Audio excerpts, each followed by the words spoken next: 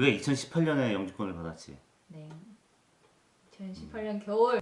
저는 제가 경험한 거, 제가 해왔던 방법들, 블로그에 이렇게 공개했었던 그런 절차들, 과정들 이런 것들을 소개하고 또 제가 부딪히면서 만났던 분들, 그다음에 저한테 블로그로 계속 질문을 주셨던 분들의 질문에 답변을 드리기 위해서 했던 그런 일련의 과정들을 이렇게 같이 나누려고 하는 거니까 내가 여태 그 얘기했잖아. 깔끔하게 나 한 번에 끝내줬잖아. 깔끔하게 다시 어떻게 보면 맞춤형 초보 이민러들의 궁금증에 대한 부분을 좀 풀어드리는 그런 정도.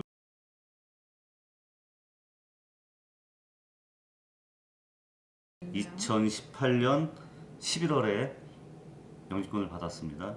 승지형 가족이 캐나다로 온 지 장장 5년에 걸쳐서 영주권을 받게 된 것인데 그 과정은 사실 승지원 일기 블로그에 쭉 정리를 해오면서 그다음 많은 질문도 받고 거기에 대해서 또 그때그때 또 이렇게 답변도 드리고 이 채널을 유튜브로 옮겨서 그 경험과 그 과정을 한번 간략하게 정리를 해보는 시간을 갖도록 하겠습니다. 그런데 캐나다 이민에 대해서 관심들은 많이 있는데 도대체 어떤 방법이 있는지 모르겠다. 뭐 특히 이제 저같이 나이가 많은 사람들이라거나 아니면 젊은 사람들도 마찬가지지만 그래서 유학원이나 이민공사 이런 데를 찾아서 가보기도 하고 뭐 인터넷 찾아서 많이 검색도 하기도 하는데 근데 사실 제가 이제 그 블로그를 유지하면서 질문도 받고 실제로 여기서 살면서 캐나다에 새로 오신 분들을 만날 기회가 종종 있는데 그런 분들하고 만나서 대화를 하다 보면 영주권을 받았다고 하면 마치 캐나다 사람이 된 것처럼 받아들이시는 분들이 있더라고요. 그래서 첫 번째 질문, 영주권과 시민권은 뭐가 달라요? 간단합니다. 일단 영주권자는 여권이 한국 여권입니다. 그 얘기는 국적이 한국에서 캐나다로 바뀌지 않았다는 거죠. 한국 국적을 갖고 있으면서 캐나다에서 합법적으로 체류하면서 경제나 사회 활동을 영위할 수 있는 그러한 방법이 영주권을 취득을 하는 것이고 시민권자라는 거는 캐나다 사람이 되는 거예요. 그러니까 만약에 젊은 친구들이라 그러면 군대 갈 필요도 없는 거고 영주권자는 군대를 가야 되는 거죠. 국적이 한국이니까. 투표권도 한국의 대통령이나 한국의 국회의원을 뽑을 수 있는 겁니다. 대신 캐나다의 국회의원이나 캐나다 선거는 할 수가 없는 거죠. 그리고 영주권자는 공무원이나 이런 데 응시할 수 있는 자격이 할 수는 있는데 대부분 시민권자 우선으로 채용을 하죠. 그 다음에 납세 의무는 다 있습니다. 영주권자도 캐나다 정부의 국세청에 납세를 해야 되고 세금을 내야 되고 시민권자도 마찬가지로 세금을 내야 되고 그리고 영주권자는 캐나다에서 추방을 당할 수가 있어요. 그러니까 중범죄에 해당하는 그런 경우 특히 여기 이제 최근에 나온 것들 음주운전 같은 거 걸려도 그 캐나다에서 추방될 수 있다라고 하더라고요. 그러니까 중범죄나 아니면 사회적으로 많이 이슈가 되는 범죄에 해당되거나 하면은 추방을 당할 수가 있어요. 그 나라 국민이 아니기 때문에. 하지만 시민권자는 추방이라는 개념이 없습니다. 다만 시민권을 취득할 때 부당 취득, 그러니까 부정행위가 있었거나 부당 취득했다라는 게 밝혀지면 그 사람은 이제 그게 취소가 되면서 뭐 추방이라면 추방이 될 수 있는 거죠. 그게 아니라면 시민권을 정상적으로 취득한 시민권자라면 캐나다에서부터 쫓겨날 수가 없어요. 대한민국 국민을 대한민국 국민이 아니라고 얘기할 수가 없듯이 캐나다 시민이 되는 거거든요. 그래서 결정적으로 차이가 나는 건 뭐냐면 시민권자는 그 거주 의무라는 게 없어요.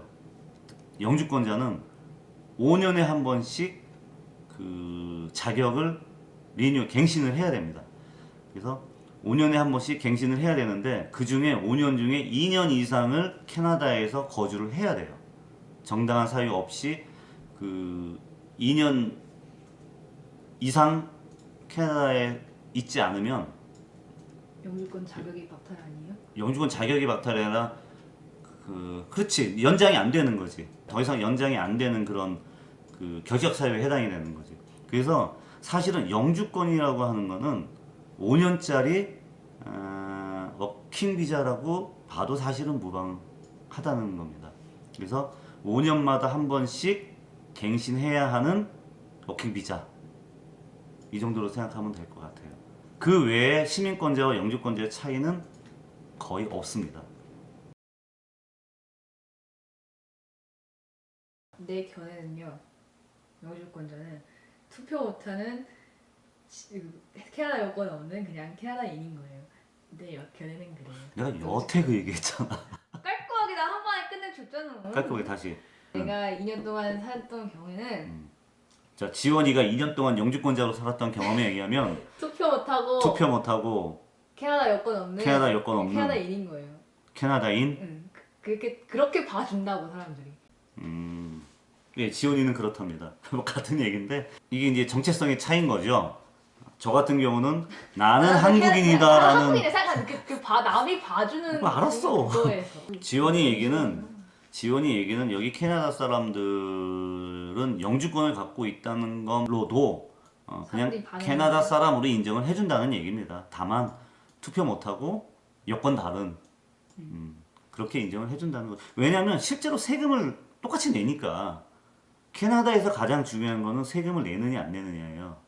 세금만 내면 학교 공부도 거의 돈 안 들이고 다닐 수 있고, 그러니까 고등학교까지는 공짜고 뭐 대학교도 사실은 큰 돈 들이지 않고 보낼 수 있고, 세금만 내면 모든 병원에서 공짜로 치료를 받을 수 있고, 세금만 내면 늙어서도 연금 받아가면서 살 수 있고, 그러니까 캐나다는 세금만 내면 다 누릴 수 있는 그런 사회이기 때문에 세금만 내면 다 똑같은 거예요. 얘기가 또 샜네. 자, 각설하고 시민권은 바로 받을 수가 없어요. 물론 그럴 수 있는 경우도 있는데 일반적인 정상적인 상황에서의 시민권은 영주권을 거쳐서 받을 수가 있습니다. 그러니까 영주권을 받은 후 3년 후에 시민권을 신청할 수가 있어요. 뭐 난민이나 뭐 여러 가지 경우를 통해 가지고 기타 방법을 통해 가지고 바로 시민권이 되는 경우도 있지만 또 나라에 따라도 다르기도 하고, 근데 일반적인 경우 영주권을 받고 3년 후에 시민권 자격 취득을 위한 신청을 할 수가 있는 겁니다. 영주권자와 시민권자는 다른 거다라는 거를 일단 이해를 하고, 그럼 우리가 흔히 이민이라고 얘기하는 거는 그러면은 영주권을 취득하는 거냐 시민권을 취득하는 거냐 라고 봤을 때 둘 다 해당이 됩니다. 둘 다 이민이라고 얘기를 하고, 대신 영주권을 취득한 사람은 대한민국에서 주민등록이 말소가 돼요. 주민등록 번호가 말소가 되는 게 아니라 주민등록지가 거주하지 않는 거죠. 이건 나중에 영주권을 받고 나서 국민연금을 받는 대목에 가서 이 대목은 설명하기로 하고, 캐나다로 이민을 간다라고 했을 때 보통 영주권을 받거나 시민권을 취득하는 이런 경우는 이제 이민이라고 얘기를 한다. 자, 그러면 다시 한번 정리를 하면 캐나다에서 합법적으로 체류하면서 경제 사회 활동을 영위할 수 있는 방법을 찾는 거. 그래서 그거를 얻어내면 결국 이제 이민을 성공했다라고 이제 볼 수 있는 거죠. 어떻게 하면 그럼 캐나다 이민을 할 수 있을까? 그 방법에 대해서 기초 이민법, 이민법은 아니고 초보자를 위한 이민 방법 해설.